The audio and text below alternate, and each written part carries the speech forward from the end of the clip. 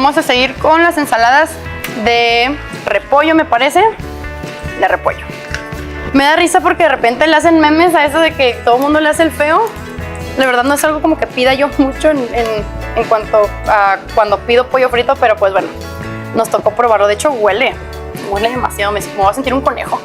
No sé, quién sabe con qué esté preparada, pero tiene un aderezo. Pero no sé decirles cuál, pero sabe buena. Buena consistencia, buen sabor.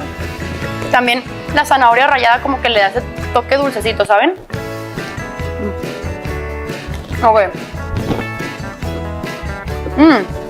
No sé por qué le hacen memes tan negativos a esto. No saben tan mal. Son muy suaves. A ver, probemos la del Church.